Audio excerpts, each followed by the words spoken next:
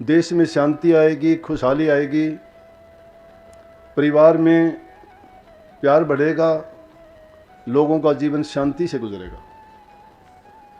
शांति और सुख के लिए ही सभी जीव तड़फड़ाते हैं। आप सभी को राधा स्वामी जी। देखिए, जो आज का सत्संग का विषय है उसमें महाराज जी ने बताया कि कर्म को बिगाड़ना और सुधारना इंसान के अपने हाथों में है। आपके द्वारा किए गए कर्मों का दोष आप किसी और के सर पर नहीं मढ़ सकते। परमात्मा नज़र में कोई बच नहीं सकता, वो सबका लेखा जोखा रखते हैं। और साथ ही महाराज जी ने बताया कि अगर हमें इंसानी शरीर मिला है तो हमें इसका सदुपयोग करना चाहिए, हमें परोपकारी कार्य करने चाहिए और दूसरों का भला करना चाहिए। और साथ ही महाराज जी ने बताया, जो व्यक्ति किसी और का बुरा करता है उसके साथ खुद बहुत ज़्यादा बुरा होता है, इसलिए हमेशा अच्छा करना चाहिए। और साथ ही महाराज जी ने बहुत प्यारी प्यारी बातें इस सत्संग में बताई है जो हमारे दैनिक जीवन के लिए बहुत ही ज़्यादा लाभकारी होती है। तो चलिए आपका कीमती समय लेते सत्संग को शुरू करते हैं। कृपया सत्संग को पूरा सुनकर पुण्य भागीदार अवश्य बनिए। राधा स्वामी। जितने जीवों का कल्याण हो, लोग बुराई के रास्ते को छोड़ के प्रभु भक्ति की ओर लगें, देश में शांति आएगी, खुशहाली आएगी, परिवार में प्यार बढ़ेगा, लोगों का जीवन शांति से गुजरेगा। शांति और सुख के लिए ही सभी जीव तड़फड़ाते हैं। अगर इस काल देश में इस जीव को शांति मिली होती तो ये प्रभु भक्ति की ओर कभी नहीं चलता। हर कोई चाहता है उसको शांति मिले, प्यार मिले, लेकिन उस प्यार के लिए, शांति के लिए, सुख के लिए ये जीव भागता फिरता है। जीवन बहुत छोटा है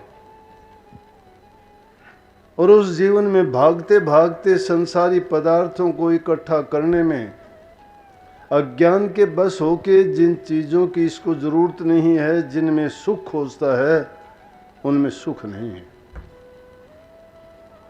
सुख खोजने के लिए तो नुक्ता अभी आपने शायद गौर नहीं किया होगा। पहली लाइन में ही उस बात का फैसला कर दिया, कहा गया कि सकेरी सतगुरु पूरा खोज काल से बचना चाहे। काल है क्या चीज? काल ये दुख है, काल पाप है, काल असत्य है, काल बेचैनी है हमारी। कहीं भी जीव को जो सुख नहीं मिलता, शांति नहीं मिलती, और बेचैनी संसारी चीजों के लिए क्यों बढ़ी कि सुख चाहता है, शरीर के लिए सुख चाहता है, मन के लिए सुख चाहता है, आत्मा के लिए सुख चाहता है। शारीरिक, मानसिक और आत्मिक तीनों प्रकार के सुखों के लिए जिसको कम ज्ञान है वो शरीर के सुख चाहता है, संसार के पदार्थों के पीछे भागता है। मुझे ये मिले, मुझे मैं ये करूं, धन इकट्ठा करूं, ऊंचे महल मकान बनाऊं, मुझे ऊंचा पद मिले, इज्जत मिले, सम्मान मिले, जीवन यापन की सभी खुशियां मिलें, कोई किसी प्रकार की दिक्कत ना हो, वो इन चीज़ों को सुख मानता है और उन्हीं चीज़ों को प्राप्त करके तृष्णा में पड़ जाता है, सुख नहीं पाता। तृष्णा उसके पीछे पड़ जाती है, इच्छाएं वो जगा लेता है और उस समुद्र में ऐसी डुबकी लगाता है कि निकल नहीं पाता। ये दुख है। नानक साहब ने बहुत सुंदर इस बारे में कहा कि सगली सृष्टि का राजा दुखिया, हरि का नाम जपत भय सुखिया, लाख करोड़ी बंधन पड़े, हरि का नाम जपत निस्तरे। सगली सृष्टि का, अगर पूरी सृष्टि का भी राज किसी को मिल जाता है तो भी उसको सुख नहीं मिलता। सुख क्यों नहीं मिलता? एक से बढ़ के एक हैं। खोजता है ये सुख यहाँ नहीं, इससे भी आगे मिलेगा, इससे भी आगे मिलेगा, इससे भी आगे मिलेगा। वो तृष्णा कभी भरती नहीं, आगे आगे लेके चलती है। आगे दौड़ है तो पीछे चोड़ है। सुख नहीं, जिस पदार्थ को हाथ लगाता है उसी में दुख पैदा हो जाता है। धन की चाह उठी, धन इकट्ठा किया, अनेकों रोग लग गए उसके पीछे। ठग लग गए, डाकू लग गए, चोर लग गए, भय रहने लग गया, डर लगने लग गया उसको कि कोई धन चुरा ना ले, कोई धन में कमी ना आ जाए, कोई लूट ना ले, कोई खा के भाग ना जाए। जिसको इकट्ठा किया वही दुख रूप हो गया, जिसको सुख मानता था वही दुख में बदल गया। सगली सृष्टि का राजा सब पर हुक्म चलाता है, सबको जो फैसला देता है वही मान्य होता है, बड़ी बड़ी सेना रखता है, सुरक्षा के अनेक इंतजाम करता है, सेवक सेवादारी पहरेदारी करते हैं, लेकिन सुख कहाँ? सुख नहीं है। सगली सृष्टि का राज मिल जाए तो भी उसको सुख नहीं है। लेकिन सुख कहाँ है? हरि का नाम जपने में। फैसला यहां हुआ, एक ही नुक्ते में कर दी। कहते हैं कि हरि का नाम जपत जपत भय सुखिया, जपत। अब अंदाजा लगाओ, क्या हम हरि का नाम जपते हैं? गुरु से दीक्षा ली, गुरु से नाम लिया, गुरु ने कहा कि नाम का सुमरण करना हर जीव के लिए बहुत सुलभ सरल और आसान तरीका है नाम का सिमरण करना। सिमरण बहुत बड़ी चीज है। आप तो ध्यान अभ्यास तक की बात करते हो, रूहानी मंजिलों तक पहुंच जाते हो, लेकिन नहीं, सुमरण नहीं करते। सुमरण नहीं करते। सुमरण करने वालों ने तो अपना तो क्या दूसरों का भी कल्याण कर दिया। सुमरण करते करते तो हमारा रूप बदल जाएगा, ढंग बदल जाएगा, हमारे ये जितने भी मन में उठने वाली कल्पनाएं हैं बाहर भाग जाएंगी। ये परेशान नहीं करेंगी, समता आ जाएगी, सत्यवादी हो जाओगे, झूठ कपट बेईमानियों से बच जाओगे, सेवा प्रेम श्रद्धा ये चीज़ें आपके हृदय में समा जाएंगी, और आप जो भी काम करोगे वो परहित के लिए करोगे, स्वयं हित के लिए नहीं। परहित के लिए जो काम करता है वो स्वावलंबी नहीं, दूसरों को सर्वजन हिताय की ही सोचता है, वो सबका हित करे। लाख करोड़ी बंधन पड़े, इतने बंधन पड़ गए जी को, लाख और करोड़ों, एक नहीं, बंधन पर बंधन है। लेकिन हरि का नाम जपने से निस्तर जाता है, निस्तर जाता है, वो सब के सब खोट बंधन टूट जाते हैं। ये ताकत है नाम के सिमरण में, लेकिन नहीं जपते। गुरु बताता क्या है? अवल तो गुरु मिलना कठिन है। जीव का दुर्भाग्य तो ये है कि इसको अगर जरूरत पड़ी, खोज में निकला तो गुरु भी नहीं मिला। गुरु मिला तो ठग मिला, लुटेरा मिला, झूठा मिला, व्यापारी मिला, नौटंकी और नाटक करने वाला मिला। गुरु अगर सच्चा मिल जाता तो जीव का कल्याण हो ही जाता। जीव तो अपनी तरफ से बेचारा अपनी तृष्णा को पूरी करने के लिए उन गुरुओं के पास इसलिए जाता है कि मेरा कल्याण होगा, मेरी बुराइयों को निकाल देगा गुरु, मेरे पापों को मिटा देगा, मुझे सत्य का रास्ता दिखा के भक्ति करने का नुक्ता देगा, स्रोत खोल देगा, मेरा भक्ति का प्रवाह खुल जाएगा। जिसके कारण ये दुनिया के दुख हैं जिनके पीछे भागते हैं, ये तो संसारी सुखों की बात है। संसारी सुखों के लिए सब भागते हैं। फिर रही मन की बात, मन का दायरा जिससे बहुत ज़्यादा लंबा चौड़ा है। मन में तो कितनी बातें उठती हैं, मन को चैन कहाँ? चैन नहीं लेता मन भी। अरे कम से कम शरीर नींद की अवस्था में अचेत तो हो जाता है। तीन अवस्थाएं हैं जीव की, जागृत, स्वप्न और सुषुप्ति। जागृत में तो भागता फिरता है, स्वप्न की हालत में भी शरीर तो शायद वहाँ शिथिल रह जाता है, लेकिन मन फिर भी नहीं रुकता है। सुषुप्ति की हालत में कुछ इस जीव को इतनी जरूर शांति मिलती है कि इसको गहरी नींद की अवस्था में होता है तो शरीर विश्राम करता है, मन कहीं डोलता नहीं है। परंतु फिर भी मन की ये अवस्था है, ये कभी भी चैन से बैठता नहीं, सोता नहीं। अब नहीं करता, इतने जो कर्म करता है इंसान, अपने इन चीज़ों की तृष्णा को मिटाना चाहता है, उसके लिए तो अनेकों काम करता है। ये काम जिसको हम कर्म कहते हैं, तीन ही प्रकार से जीव का बुरा होता है। तीनों चीज़ों से इसको करना, अच्छे कर्म करता है तो जीव का कल्याण हो जाता है।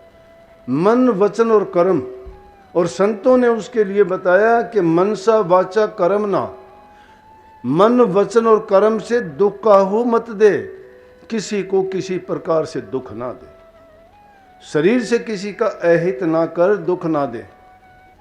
गांधी जी ने तो एक नियम बताया था, उन्होंने कहा था अहिंसा परमो धर्म है, अहिंसा ही परम धर्म है, इससे ऊंचा कोई धर्म नहीं है। अहिंसा का रास्ता अपनाओ, किसी को दुख ना दो। लेकिन अहिंसा एक प्रकार से नहीं करते, तीनों प्रकार से ही करते हैं, मन से भी करते हैं, वचन से भी करते हैं और कर्म से भी करते हैं। इसलिए हमें उन कर्मों से बचना चाहिए कि जिससे किसी को दुख पहुंचता है, ना उसको मन से कहो, न वचन से, जबान से किसी को कड़वा वचन मत बोलो।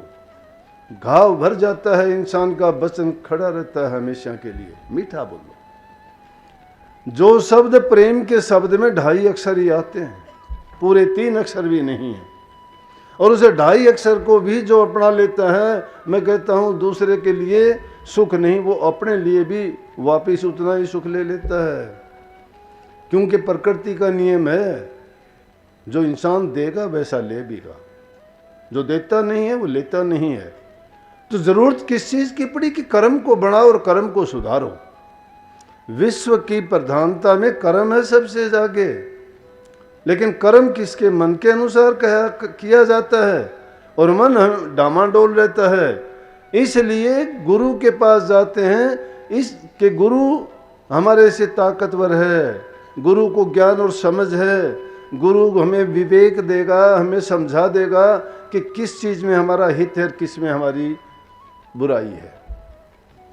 गुरु वचन को अगर हम अपना लेते हैं और उसके अनुसार जीवन को चलाते हैं तो जीवन बदल जाता है हमारा। अनेक प्रकार से उदाहरण दिए हैं संतों ने। उनके अनुसार जब गुरु उस दीपक की भांति है जो प्रकाशमान है, और उसके पास ये संसारी दीपक जो रुए हैं, बुझी हुई हैं, इनमें प्रकाश नहीं है, रोशन नहीं है, सारी चीजें हैं उस दीपक की भांति हैं, उनमें तेल भी है, बाती भी है, लेकिन उनमें प्रकाश नहीं है। उस प्रकाश को प्राप्त करने के लिए गुरु जो स्वयं प्रकाशी है, उससे जाके अगर उस लो से हम अपनी लो मिला लेते हैं तो हम भी प्रकाशित हो जाते हैं। इसलिए गुरु हमें स्वयं प्रकाशित दीप देता है, जिसके कारण अज्ञान मिट जाता है, ज्ञान बढ़ता है हमारा। लेकिन समर्पण गुरु को करना पड़ता है। गुरु को जब तक समर्पण नहीं करेंगे हमें मिलता कुछ नहीं है। क्यों करेंगे? क्योंकि गुरु हमसे ज़्यादा बलशाली है। अपने मन को उनके अधीन जब कर देंगे तो ये मन काबू में आएगा, फिर गुरु की आज्ञा में चलेगा। जो गुरु आज्ञा को मानता नहीं, गुरु आज्ञा मानने नहीं, गुरु ही लगावे दोष, तो कहे कबीर उस जीव को मुए न पावे मोक्ष। जो गुरु की आज्ञा में चलता नहीं है, वचन को मानता नहीं है, वो कहते हैं उसके अनुसार जीवन में ढालता नहीं है और फिर गुरु को दोष लगाता है, तो ये तो उसी का ज्ञान है। तो अपने कर्म को सुधारने, कर्म तो मैं कहता हूं अगर तुमने इशारे में भी कोई कर्म कर दिया तो वो भी जीवन को बर्बाद कर देगा। राम का नाम लेने में तो बहुत टाइम थोड़ा लगता है, नाम में तो 4 अक्षर होंगे, 5 होंगे, 10 होंगे, छोटा मोटा मंत्र होगा। उसको तो मन को एकाग्र करने के लिए तुम्हें थोड़ा संघर्ष करना पड़ेगा, लेकिन उससे पहले कम से कम जो मन के अंदर झाड़ झंखाड़ जीवन में जितने पाप कर्म और बुराइयां फंसी हुई हैं उनको तो साफ कर लें। और उनको साफ करने के लिए सबसे उत्तम चीज है हमारे कर्म को सुधारें। जो कर्म इंसान को बिगाड़ता है, कर्म सुधारता है। कर्म जब तक नहीं सुधरता तब तक भक्ति का लेश नहीं है, उस मार्ग पर नहीं चल सकते। भक्ति तो निखालस है, पवित्र है, साफ है एकदम, उसमें किसी चीज की मिलोनी नहीं है, वो सत्य है। उस सत्य को तुम सत्य कहते हो, सत्संग कहते हो, सतनाम कहते हो, सतगुरु कहते हो, और उस सत्य में विलीन होने को ही सत्य माना जाता है। वो सत्य शब्द है। उस शब्द में मिलने के लिए ही तो हमें सत्य का रास्ता अपनाना पड़ेगा। तो सत्य को अपनाने के लिए सत्य कर्म करने पड़ेंगे।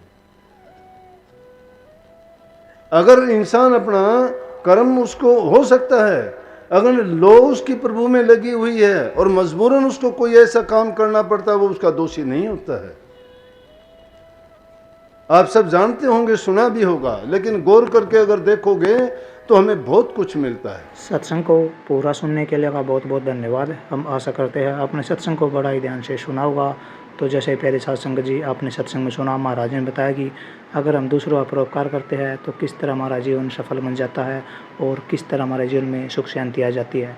और अगर हम बुरे कर्म करते हैं तो उन बुरे कर्मों का किस तरह हमारे जीवन पर, हमारे परिवार पर प्रभाव पड़ता है और हम किस तरह मुसीबत में आ जाते हैं। इसलिए इंसान को हमेशा अच्छे कर्म करने चाहिए और कर्मों पर विशेष ध्यान देना चाहिए। और साथ ही महाराज जी की इन बातों को आप अपने जीवन में अवश्य उतारिए और अपने जीवन को नई दिशा अवश्य दीजिए और साथ ही अपने घर परिवार में सुख शांति अवश्य लेकर आइए। और अगर आपको सत्संग बहुत अच्छा लगा तो कमेंट बॉक्स में राधा स्वामी लिखकर पुण्य भागीदार अवश्य बनिए। मिलते हैं जल्दी एक नए और बहुत ही प्यारे प्रवचनों के साथ। तब तक के लिए आप हमें दीजिए राधा स्वामी।